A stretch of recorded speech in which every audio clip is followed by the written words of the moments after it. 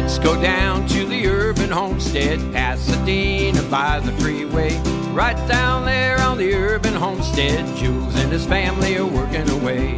Come on down to the farm in the city, back to the future, back to the plan. Right down there on the Urban Homestead, loving the life back into the land. Oh, oh, oh, help the garden grow. Singing, oh, oh, oh, we've got to help the garden grow. Welcome to the Urban Homestead Radio. We are your hosts, Anais, Justin, Jordanne.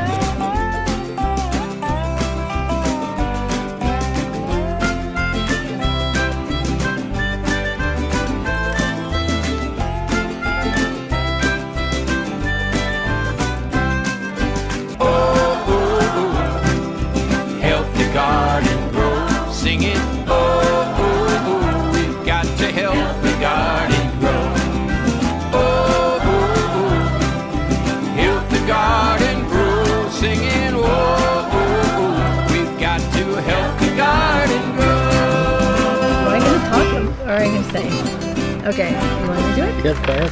Okay. So, hey everybody, thanks for joining us. This is our first episode. You want to do this for a while? Louder? Yeah. Say it. What are you going to talk about? Well, Everybody got silent all of a sudden when you hit the live button. We're all lively till you hit the button. We want to talk about our passions. So what our passions would be. Justin. Plants, gardening. Yeah. So And what about yours, Jordanne? Chickens. Mm-hmm. More chicken. Animals. Kitchen. Sustainable living. Yeah, so it's been a long time coming. It's something we've always wanted to do for a while, and we're thrilled to finally see some of the, I guess, dreams or things on our to-do list come to fruition. So we're sitting in our backyard on a nice spring day and enjoying hearing the chickens in the background and the birds. And the freeway. And the freeway, which is just, you can stone's throw away.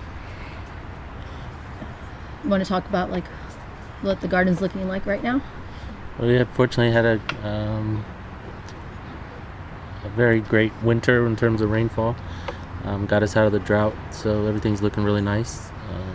It's 6 years coming. Yeah, it's long overdue, but we got bailed out the past couple months. So we were able to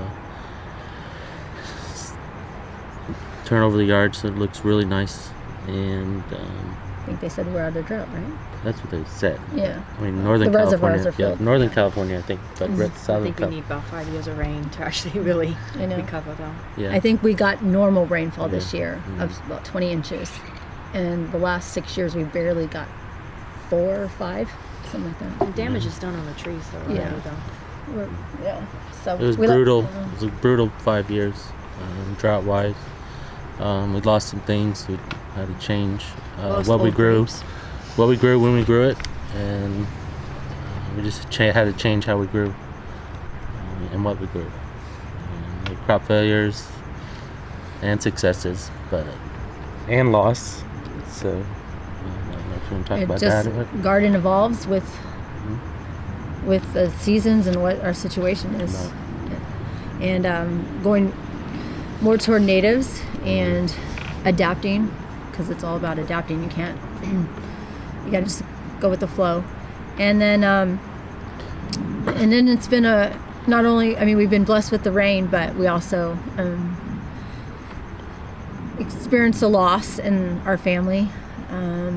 As many of you know, our father passed away suddenly back in December of 2016, and so Dedicated to him. this is all dedicated to him, because this was he loved One of the ideas he wanted to do. and sharing with the community. So we want to carry on some of his work, and feel this is one of ways we can honor him and do that, and like I said, share our passions with everybody, and help you guys learn what mistakes from our mistakes, and give you some inspiration to be the change.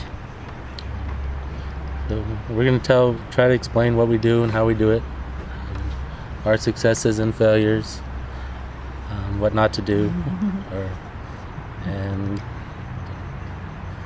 so hopefully there's a lot of things on the plate, and hopefully get around to everything that we want to do. And there's also some other things we like to see on the show. You want to talk about that, Jordanne? And what? Like music, and you want to cut? Oh, I mean, we'll try to bring in some local musicians, but make it more of a community type event rather than just about farming and gardening. Guest Prairie Home speakers. Companion kind of thing. Yeah. Homestead, music, stories, just sharing, and A little bit about us. a little bit, our history. People want to know what we're doing, how we're doing it, and always ask us questions. So, what about? In our natural habitat, right? Yeah. Anything you want to talk about? No, you good? So can you try and explain a little bit about what a lot of folks already kind of know? I mean, a lot of folks, or at least people who know you, they know when your dad started and when we bought the house, and go back through that process real briefly, just to kind of summarize, because the first podcast would be a perfect way to kind of remind everybody that you guys are really the pioneers. We want So to how far establish- back do you want to go? How far back do you want to go? As far back as you're comfortable going. Want to start New You can Zealand? give as Yeah, little so- or as Start in much New as you Zealand? want. You want to read out that piece of paper? But now, remember, this is a summary, okay? And so I know there's a lot. No, It's that's very good because tempting. you can slice and dice it and make it what you want. But Yeah. I was saying how Well, far look back. at you. I mean, we can go to 85 It is when bad Dad bought the place, or we go to 70s when in New Start. Zealand where some people know that, most people do. But Start in 85 when you bought this particular home It was because wow. this year is your 100th. Yeah. So like Martha said, you should mention that. We can say where you migrated from to here, but definitely focus on 85 and forward. Yeah, the Right. biggest thing right now is for you guys to loosen up. You're wound like times. You're nervous, and it's okay. we get alcohol, right? Yeah. Hey, if you all need a little drink beforehand in some of these. If you Yeah. do that, we don't know if you do that. For what it's Jordan- worth, though, Jordan- you guys sound great, and I can hear the freeway behind you And Marley barking. and Marley barking. Jordy, you want to say something? No, I'm not. They have to do what they want, right? No, she was saying, want to tell us some of the story and we pass it on like we did at the. You want to start, or you want me to We start? do 1985. Start in No, I 1985? started in New Zealand. It says start with 85 because the house is in 85. Okay, all right. You want to talk about the birthday then? Also, The actual house of the Urban Homestead was built in 1917. So this year it is turning 100 years old, which is pretty exciting. It's lasted this long. It's been a good house. It's seen a lot of things, and one of the things about these houses they're built old is they were kind of built to be self-sufficient, with the high ceilings and the windows, so that has made a lot of what we do natural and easy. Like our kitchen was built for canning and pantry. It has a California cooler, which means it has ventilation from the attic to the cellar, so you put like fruit in there, and it's all these slats that go all the way up, so the cold air goes from the cellar all the way up to the attic, and you actually can store butter in there and stuff that lasts long. So it's really cool seeing how they were sustainable back a long time ago, and you just go with it. You just go with what was in there. And that's lots of windows. lots of windows, Day high lighting, ceilings, natural lighting. the eaves, and Wood floor. Wood floor. And so Dad did see that potential of working with old houses, what existed, and that's what the Urban Homestead project motto, I would say. He always pointed us to work with what's existing and try not to it was like without money, and everybody can build, well, not everybody, with money you can build one of the greatest sustainable homes out there, but a lot of people have things that are existing, and that's one of the lessons he's taught us, was work with what existed, what worked, and what existed, and try to go with that rather than rip everything out and put in all the green, sustainable, latest, greatest things. And Sometimes that like secondhand, it's like old houses are just reusing and revitalizing old houses are, and a lot of people have old houses and live in old houses. So, and using that to your advantage, to live a more sustainable life. But the number one besides the house was in pretty bad shape. We had some before and after pictures that were pretty scary. But what Dad really liked about the place was the size of the yard. So because we were homeschooled, and we just came from Florida on 10 acres and sold that to come out here to go to school. And he bought the biggest place he could afford. The house wasn't needed work. It was definitely a fixer-upper.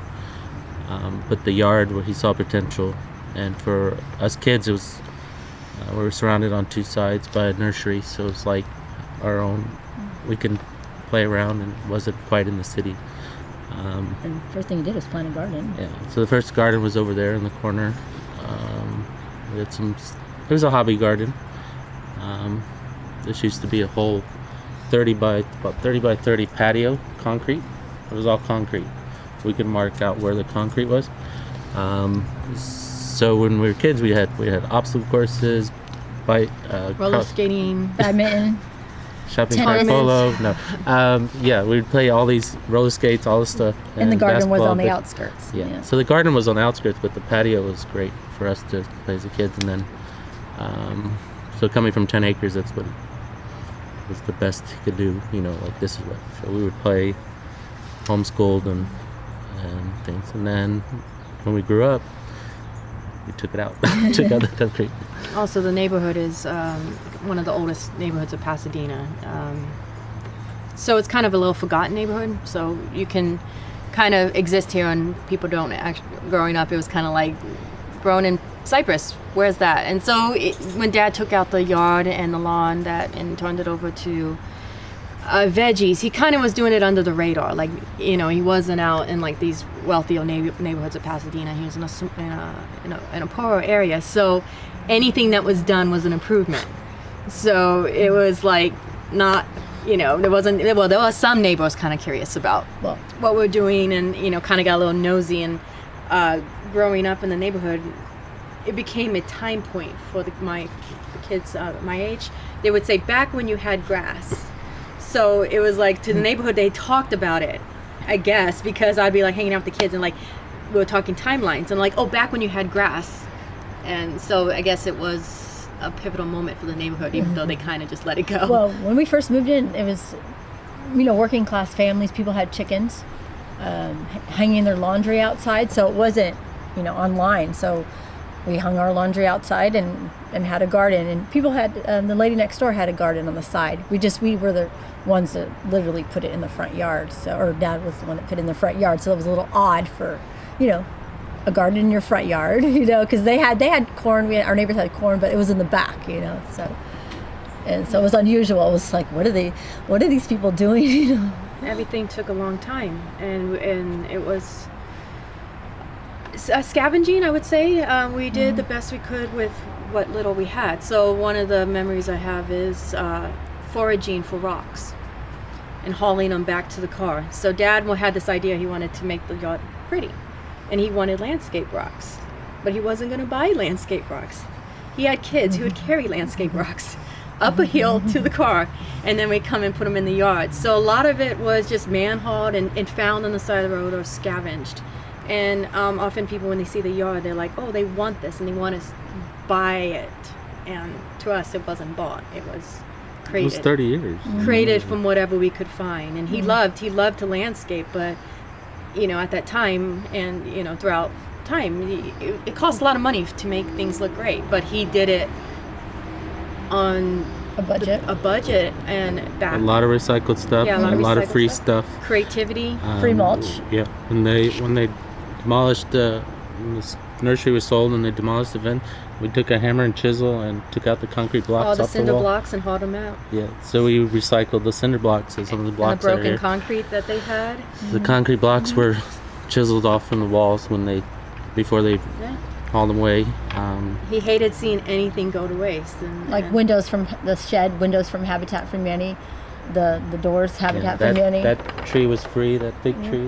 That was one of the first trees. It's about 25 years old. So we got it free. So when we go hiking, he'd have us bring cuttings back. So some of the rosemary that we have is probably descendants of our original 30-year-old rosemary that we bought back from the mountains, which was a cutting, and we planted that, and that grew. And then, they get woody, you have to cut them back, but that's how we started. It was just finding things. There was irises we dug up from the mountains, and scavenging. Yeah, well, found stuff on the side of the road too. Found a lot of stuff on the side of the road. How old were you guys when you moved here, each of you? Was that 30? So I was 8 years old. Yeah, I was 8 years old. And then how old were you? I was 11. And then you? It's confidential. Probably about two. Okay. She was a baby. Yeah. So we grew up doing this. For me, it was. I don't really remember anything before this, and people ask, "How can you make things grow?" And it's like, I don't know how not to make things grow. To me, it's just natural, to just pick up something and make it grow, and to the point where I mentioned that sometime to somebody recently about I plant things in neighbors' gardens, take cuttings and just stick them in their yards, and a lot of the plants in the neighborhood I recognize because I did them as cuttings in the kids. So it's almost like a guerrilla gardener. I was like, they need plants, they need color, and I would stick. And I could see all my plants in the neighborhood.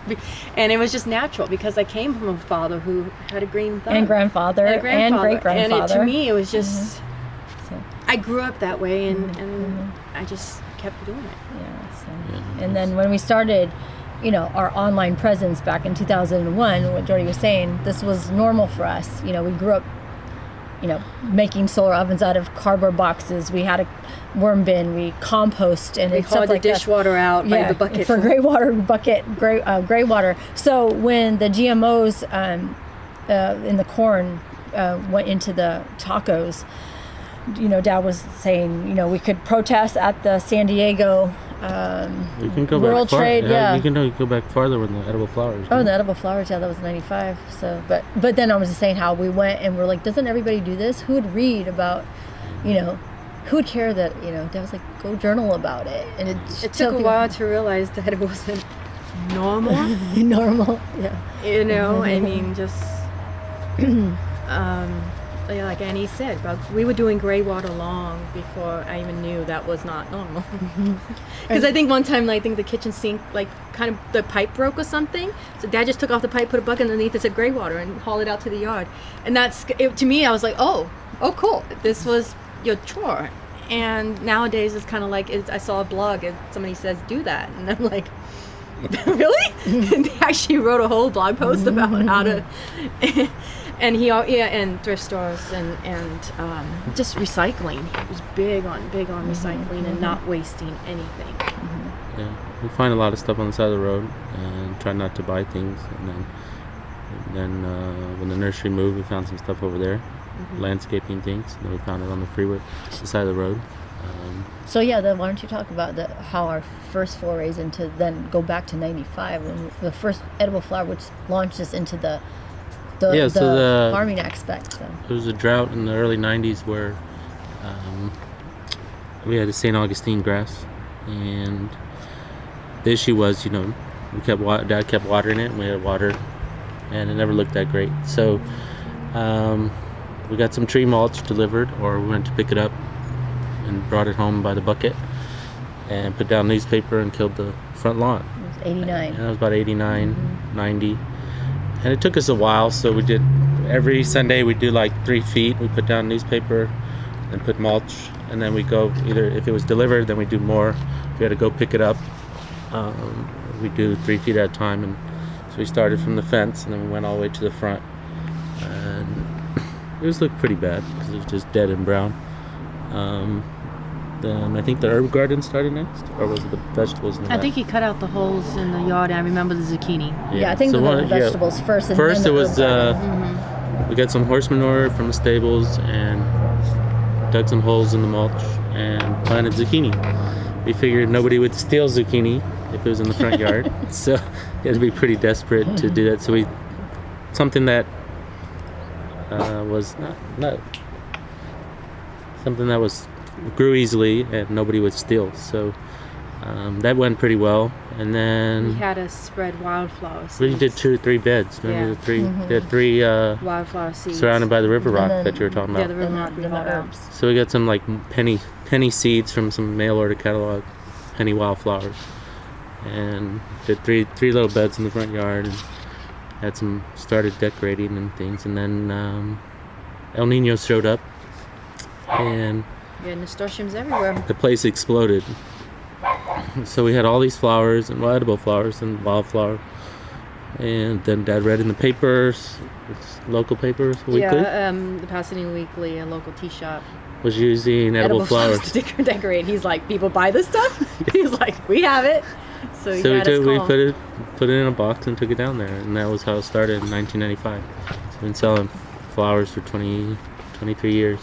Word of mouth, because we had the best product, and so people we would just pick spread it and deliver it within a couple hours. So it was a thing. Then we went to Urban Vegetables because people liked everything that we Well, grew. the .com boom happened. Bust happened.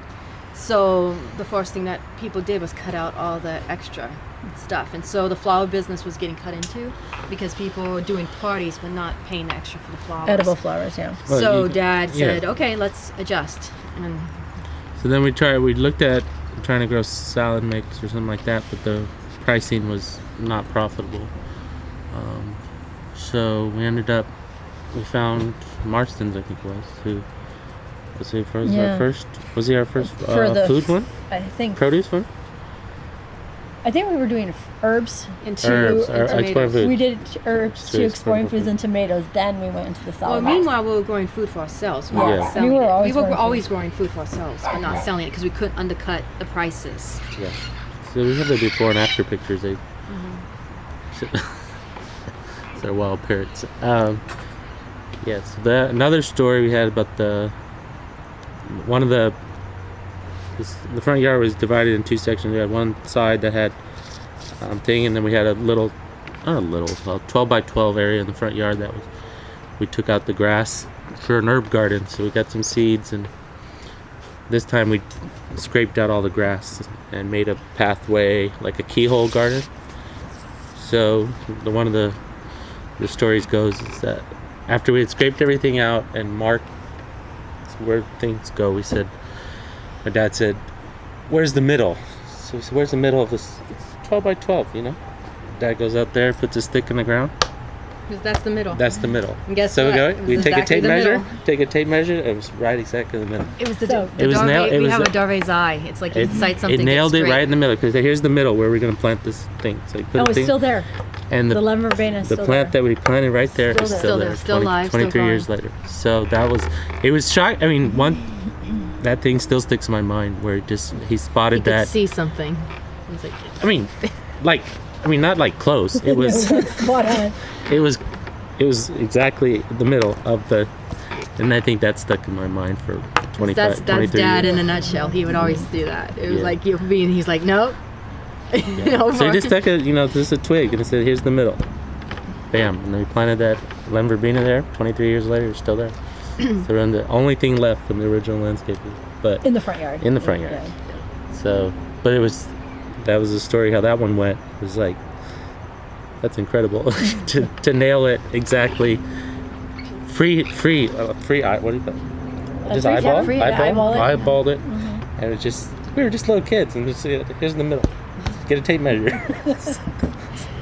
Okay, that's gonna stick for a while. So that one, yeah. Well, apparently we have the same knack because I've done that too. no, It's like, we have the same knack, and I can feel something and say it's like 2-3 pounds, and people are like, so I was like, okay, I have to wait to just humor you guys, and I put it on. They're like, wait, how do you do that? Yeah. It's like I just know. yeah, I've done that I've at this cafe I work at, and they're trying to hang something up. I'm like, that's the middle, and they're like, no. I said, that's the middle, and then they like, oh, okay. Or how about the time they said, oh, for their apple pies, they said, oh, all the apples there. Mhm. I said, that's No, not going to be enough. not They gonna go, be how do enough. you know? I said, not going to be enough. It's not gonna be enough. And I said, you'll probably be short about 5 pounds. They were short about 5 pounds, and they're just like, You just eyeball. How'd you You're like, do no, that's that? not gonna work.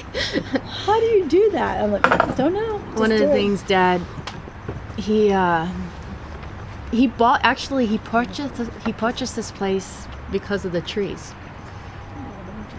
He had a lot of trees. He loved the trees. There was a beautiful oak in the front yard, and there was a bunch of a tree there and a tree in the corner. I mean, it was shady. He loved trees coming from Florida, and he always said God had other plans, because one by one the trees fell. Mysteriously, they just fell, like wind and rot, and he just, like, he would get upset that the tree fell because he loved these trees, but he would, take it down. There's a rubber tree in the corner right over there by the neighbor's place. And he says, and one morning it was a tree thing like this. One morning, it missed that house, missed our house, and went straight down the middle. So all these trees fell on the property, and Dad, he often referenced that. He would say, I had plans, and then the plans changed, and I just went with it. And the only reason the garden is as it is because the trees were taken out one by one without Dad's help. Mm-hmm. He loved these trees. He protected them, and they just took themselves out. They offered and opened up this land, especially without AC. Yeah, he, the oak tree in the front. He was really upset about that one, but you had to take it down because it leaned against the house. He took it down. Well, they did the. Yeah, they root pruned it. They root pruned it, and then it got oak root rot. And then the oak root rot plus some rain and wind started leaning against the house. The city came out and redid the curbing, the sidewalks, and they root pruned both sides. And a couple months later, years later, started getting the mold, oak root fungus, and we're ticked, but we had that tree was there, the front yard wouldn't look like this. Yeah, so Dad always pointed that out. He had ideas and plans, but what he got really upset about was losing the trees, but then it turned into opportunity to actually do what we were doing, because he would have never taken the trees out himself, because he did love trees. And one of the last trees was taken out. It was rotting. It was property line, and like 6 inches over the property line when they redid the fence. They cut it. So we took the tree out. So it's like, hey, 6 inches. We would have to take it out 6 inches. They take it out. So all the trees were gone, and it opened up everything. And I guess that's like a lesson you learned as a kid. It was these trees you climbed in, you loved, and then they got taken out, but then there's opportunity that came out of that. So you'd say almost nature dictated really what was going to happen here. Yeah, I mean, if he said he planned it, it was definitely not. He would often say he didn't plan any of this. To the point where when I don't know what exactly he got, because, I was young at that point, but when he was knowing that he was going to move to Pasadena to attend the college, he sent away, and I remember it came in a long round tube, and he sent away, it was like a map of Pasadena with property values, property ranges, like how much things would cost, and it was all color coordinated, and he laid it on the table, and he looked at it, and he says, I'm looking for a place around this area. And I can't afford over there. And he said around this area. And so then when he came here, then you actually saw the properties, and we didn't know if any of homes would be for sale in this area. And sure enough, this one was in the area that he had pointed out that because of the property value, he knew he couldn't afford in that area, so he was looking right on the. And it was close to the school, from his college, school that he was going to. So. And for us, it was near the Arroyo Seco, so we could hike as kids. It was next to the Rose Bowl. We'd ride our bikes. So, yeah. Looking back, there's a lot of coincidences. Yeah. There's no such thing as coincidences. Well, the orientation of the house too, on the other side of the street wouldn't have been as good. But the orientation, how it's set up, having the empty property around us, allowed for the sunlight. The freeway kept development down, and the school. It's like we have no neighbors. We're sitting here. We literally have no neighbors on 3 sides. And then they're thrilled to have us as neighbors, and we're thrilled to have them. We actually go over there and teach the kids after school farm to table, or they come over here. So, and actually I'm going to go this Friday is their Peace Garden dedication, which we're going to. Is it Friday or Thursday? I think it is. Well, it's Friday. Yeah, so we're going to go check out their garden. So it's a perfect little community here. So. And then we were talking about somebody brought up the garage. That was me, yeah. Yeah. So when we took out the concrete after we were jackhammered on Thanksgiving one year and rented a jackhammer at Home Depot, and everybody took a turn on the jackhammer and jackhammered a thing out. So we recycled everything that was usable. So we had the concrete pathways here. One idea we had was to make a sunflower. So if you see that this was the original, this was not here. Dad sketched We that. we jackhammered each one of these piece. little petals out of this flower here. Dad drew it out in chalk, and we jackhammered it We out. jackhammered each one out, and then when we were digging out to put it here, we found the foundation for the old garage. So the original garage ended right here. So this is where the original garage was. The previous owner backed it up 10 feet so he could bring his cars through He would have park his trucks. to the thing. So without that previous guy moving it there, have the hootenannies, the patio, this area like that. Dad would point that out. He would It's say, like just- I had nothing to do with that. If this garage They was say, but how's closer, it- things would have been different. And then one guy said tear it down or something. Oh, yeah. Can't Oh make a no, sales- he said we have people who remembered the house as it was, and they were like, "Just can I be honest with you? You know, it was a dump." And it was. I mean, it was the people that had it before, or the people that were Renters, they were yeah. renters, so it didn't. Dad so saw the this was- potential, though. It was falling I don't down, know if and it I've ever was. seen the before and afters. It's but pretty, rough. and there people are like, "That's the same garage." We're like, "Yeah, it's the same garage, just a new Well, we roof, fixed coat of it. paint, and some little nice trim, you know, that aren't eaten through." It's the same garage because they build things to last. Dad I mean, saw the potential. He did, And and, then nobody he else also saw moved it. the stuff that he didn't do. Yeah. So he moved the garage 10 feet back. And we didn't have anything to say that. I mean, House they built to orientation. last, and he knew that he wasn't gonna. You're gonna use. They actually used real wood, Yeah. and it was quality stuff. So keep as We had much several as you people could. just say tear it down. Oh no, they said tear it down. They literally said. Well, Dad, it's the whole thing. he owned 10 acres in Florida, so there was an investment he had in that. So the cost of when he sold those 10 acres, the money he had, bought this house outright. So he was looking for something he could own outright, and he saw it. He saw this place, he saw the potential, and everybody else did see it. They knew it was a rundown place. They knew it. You know, other people would say tear it down or destroy it. Don't fix it up. But he walked around and he saw that the land and the quality of the house was worth something, and he traded 10 acres for this place, and that was he had a vision for Well, this. 100 years old. But, we've been 10 acres for a tenth of an acre. Oh yeah. So then the A tenth of an acre. Yeah. The garden's a tenth of an Garden acre. percent. So yeah, so that 2001 was genetically modified foods there was a leak into the tacos, and they were having I think it was a World Trade or something down in San Diego, WTO down in San Diego, and a bunch of people who were concerned, activists who were concerned about genetically modified food, going to have a protest down there, and we were thinking about going because we were like, we grew up activists as kids, it's like Protested everything. protests, and we're against the grain. illegal. Yeah, thinking outside the box. Dad always questioned Nobody everything. can tell me what to do. Nobody told us what to do. Yeah, so but then we sat there and we said we could all go. We can make these signs, go down there, spend a day, and come back, and then what? So we were sitting at the dining room table on one lunch, and Dad said, "Hey, so there's websites out there, Greenpeace and Organic Consumers Association. They're really big, and telling people what was wrong with the our environment and the food and all that stuff." And so he said, "Well, what can we do that could counter that we can show?"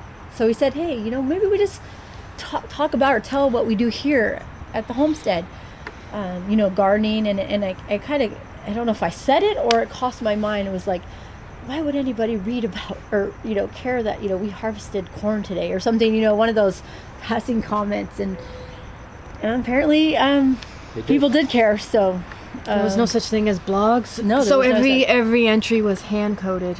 our website is older than Google, YouTube, Facebook. It's older than the Google search engine, not the Yes, actual Google Google, but business, yeah. but it's older than YouTube, Facebook. So it's pretty old. Coded by little bytes of HTML Yeah, that was, before any and content management system. and we did the website, or so we did everything. Everything was in-house. Everything was in-house.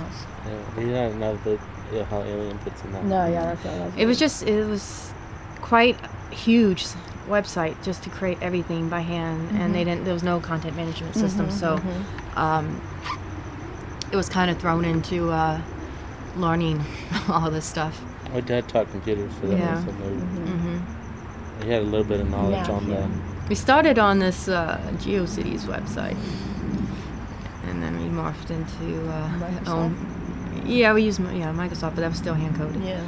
And then got the domain name and went from there. That was Yeah. started. So yeah, It's a we lot were of just history. we would just start writing what we did. Today we did this, and oh, it's hot out. You could go look at It's pretty, almost hilarious. I know, but people, and then people started following us, and then And remember the first request we got, can we tour your property? And I was just like, why? What are you coming to see? Was that Capital City? Stan. No, Stan. it was the high school. The high school, Compton. Compton High. The It's guy wrote. 2001. We have photographs of the first tour class, and it was guy Compton High School. He brought his kids out here, and we did. We showed him. We were doing survival skills. We showed him how to make fire with bow and drill. I mean, we were just like. we did that, but then the bus driver didn't show up or Yeah. came back, so they did the. So we had to entertain them a we little had, more. we did. We did sun ovens. We planted Fire, seeds, and then we showed them how to make fire out of sticks. it was interesting, but the guy, they loved it, and then after that it just went from It was there. just And the basically word emails of came mouth. in, and Yeah, word of mouth. Was the first press Capital Press or Yeah, it was Capital and Press. Focus? No, it was Capital Press. Capital Press. The other thing was interesting was for the longest time we refused to have photographs of ourselves on the internet. We refused. We'd have like hands or feet. Or produce. Oh, more produce. And people were like, who are you? We'd get emails. Like, No, because people you said kind the of. yard spoke for itself. Yeah, the yard spoke. And Dad always said the work, not the people. We were just instruments. He was always focused the work, not the people. We're just people. We're just instruments of doing something great. And so I remember Dad did this Pasadena rebate where we got all these energy efficient products. And Pasadena, like, kept seeing this guy's name pop up. Filing for rebates. You know, Getting and free like, this. who is this? He's taking advantage of every rebate we have. So they contacted Low us. flow toilets. Yeah. Was it solar at the time? Refrigerators. Refrigeration. Yeah, and see, Dad has an unusual name, so it kept showing up. Yeah, and light bulbs. Yeah. And Yeah. So they free contacted. trees. The free shade tree trees. program. It was just like every Yeah. rebate Pasadena put out. We So they tried. contacted and they're like, hey, so what's going on? You know, and they wanted to interview Dad, and there was this little flyer that goes around Pasadena homeowners Focus. in focus. And they're like, we want to interview you. And so the guy comes out, Dad gives the interview, then he brings out his camera. And Dad's like, okay, that's the rebate, that's the tree I bought with the rebate. Go take a photo of it. And the guy looked at Dad, he goes, I don't want a picture of a tree, I want you. Dad goes, no, that's the tree I bought with the rebate. And he was like, didn't no, want I want you picture posing, Dad. He's just like, I think it was a long time he fought this guy. He refused to be photographed. He's like, there's the tree I bought with the rebate. And he could not understand why they wanted to photograph him. So eventually the guy got Dad to photograph with the tree. And I remember Dad coming in after. He's like, I don't know why they wanted a photo of me. With the tree. With the tree. He's like, this is really stupid. He's like, why me? I'm not, you know. Yeah. And then that was like the first photograph of Dad. And then over time, we realized that, and then Pasadena Star News did something, and that was the Weekly? first, That was yeah. weekly or Star? Star News was first. We were out, the first family photo holding that thing. Then after a while, we found out because we kind of had nothing about ourselves on the internet, it was causing more curiosity, like obsessive curiosity. Like people would obsess. There's a photo, and they post it. And so we said, okay, finally, we'll put a photo of us. Well, I think people out there. wanted to associate, like they want to see a face and like, oh, they're regular people. It started causing more controversy or more curiosity, like Distraction. Yeah, it was a Distraction. distraction. Yeah, so we so gave it in was- a little bit and kept there. So, and then the media showed up, and then that was over. Yeah. The rest is history. But the first couple of years, at least on the A blog, long there was time, no- a long no time, no pictures. photographs. I would say That's for good. the first. Only until I redesigned it, Yeah. and that green. I mean, one. we would have photos in No, we the had photos media, of the but yard. not on the No, blog. on the yard. We would not. Because the one thing was we thought the yard speaks for itself. You know, you could talk. You Pictures worth 1,000 words. Yeah, It's not it about is- us. Yeah, it wasn't ever about us. We just thought, you know, hey, there's the garden. Take a picture of it. It's beautiful. You know? So take And it then out. people wanted people in there. It's like, why? And Dad was We a ruined the math picture. teacher. He was a math teacher, so everything was grafted. So he'd give me all these numbers, and I'd graft them on and he was not obsessed, but like meticulous in grafting his progress. So he wanted to focus more on the graphs than the people. So we put up the harvest, and then we put up how much we harvested per month, how much per tomatoes day. per day. I mean, we No, had we it were- down to charts, and this is what we People were were doing on following us. They were following. They were like, okay, where are they going to get at the end of Dad's the month? math mind, and he would say, okay, kilowatt hours, and then minus calculated this, and he had everything. calculated everything, and I was creating all these graphs for him. He'd come with numbers and put them. He's like, graph that, okay. So I'd graph that. Well, literally when we, after the first year, because we, like I said, always had a garden, but we didn't weigh it. So it was like, how much we go, I don't know. How much pound? I don't know. So when we actually literally took the poundage, and then at the end of the year, and it was 2,000 pounds, and we just looked 2,300. and we looked at each other like, wow, Really? a ton? No, that's no. So then we did it. That's okay. And then the next year, 3,000 pounds. Really?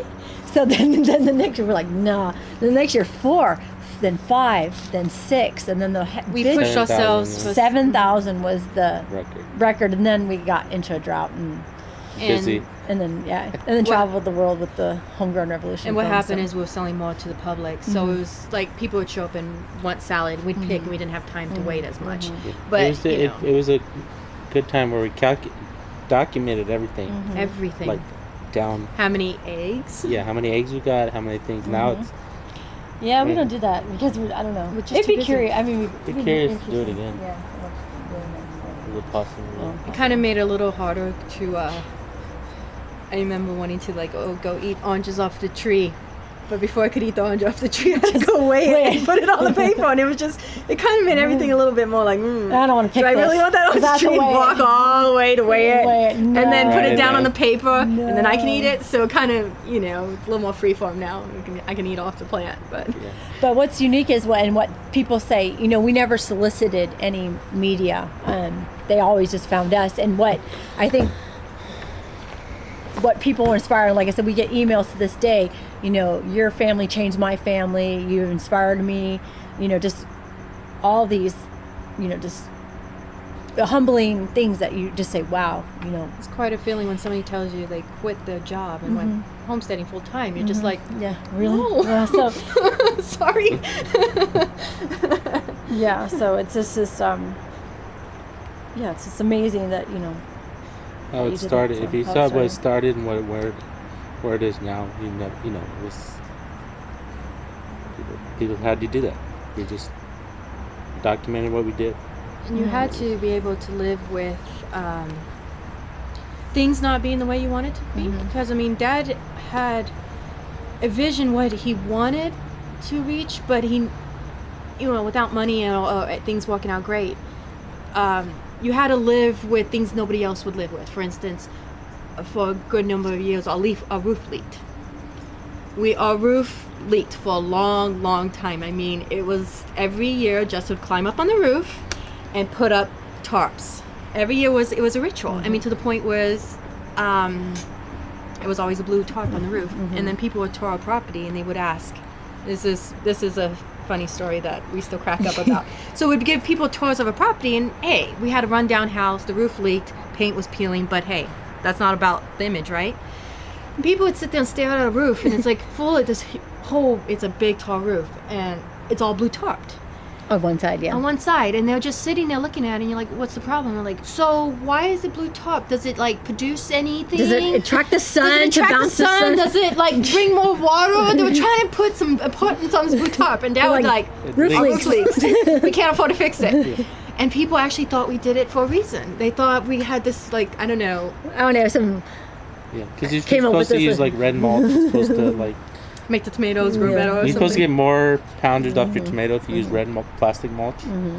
And so we had a blue tarp. So people were trying to why we were trying to justify. Maybe that was our secret. That was our secret why we got so much produce. Yeah. And then the other part, people said, you got a tarp on your roof. Yeah.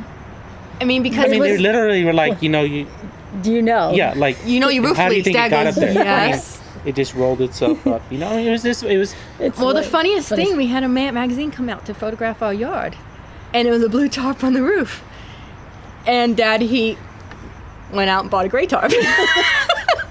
He's like, that's the way it goes. They're not going to, Yeah.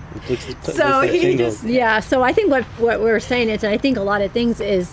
People want perfection. It's, that American have that... because of the culture, it's extreme makeover, Instant. Everything's easy. Perfect. You put down money, it changes. And so what our 30 years of thing is, it's about sacrifice. You're not going to get everything overnight. It's going to be hard. Living without. You're going to live without. Live with. It's going to be a challenge, and it's something that, you know, even though they think it's I don't know, like, I don't know if that's like not a glamorous, how you said that, like a Romantic. Yeah, homesteading is Romanticized. romanticized because of, you know, what they see on TV or just, you know, nostalgic stuff like that. But it sometimes sucks. It sometimes It's a lot of pain. A lot of loss. A lot of loss. A lot of, I don't know what I'm doing. Yeah. Oh, crap. But then there's the beauty Panic. side. Yeah, there's the beauty side where and one guy, I remember talking to one guy, he's like, you know, and this was, wow, almost 15 years ago, because it was one of the first ones. He's like, I don't know how you know, I can't, the world's in such a bad shape, I don't even want to get up in the morning. And he's like, I literally just want to lay in bed and just say, you know, until you have chickens screaming at But then I said, you know, I feel the same way, but here's the thing. Need to be fed. The chickens need to be fed, the plants need to be watered, and the produce needs to be harvested, so you get your butt out of bed and you get to work. So you can't think about how you can't think, I mean, you have to do it. So, and then and a lot of people, like I said, were drawn to this, our success, and that's, you know, success meaning the produce that was produced from this place, is because I think they say 80% of people live in cities. So where you think if you have to homestead, you have to, you know, sell and get 10 acres or so, but we were showing with what people could do with what they had, and just do something, one thing, you know. And people were like, well, if I live in an apartment, what can I do? Plant a couple herbs, use cloth bags, don't let the water run when you're brushing your teeth. Every little step has a big impact. So, and Dad's favorite saying was, one size doesn't fit all. This was our size. Your size might be different. Your journey might be different. So you can't compare us. You know, you can't compare yourself to us, and we can't compare ourselves to you. So, but it's just everybody, you know, growing forward to make a change. So. I think people are, I don't know, intimidated might be the wrong word, but they see this, and then they say, where do they start? It's overwhelming. I mean, it is if you say, yeah, but that's not now, 30 years later. It was 1 year was solar, 1 year was biodiesel. 1 year we knocked off one major project a year, solar, biodiesel, animals or whatever, and roofing. Yeah, roofing. We finally got around to re-roofing the house. It's a metal roof, and it's rainwater we safe. got up there and we re-roofed the house. So It was a family thing. Everybody got up. I'm gonna go put up the chickens. So, all right. Just keep the gate closed.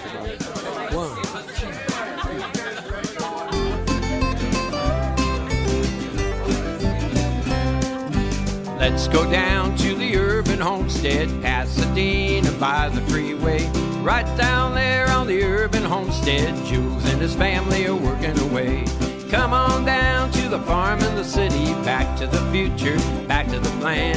Right down there on the Urban Homestead, loving the life back into the land. Oh, oh, oh, help the garden grow, singing. Oh, oh, oh, we've got to help the garden grow. The Urban Homestead theme song was written and recorded by Tom Fair. Thanks, Tom.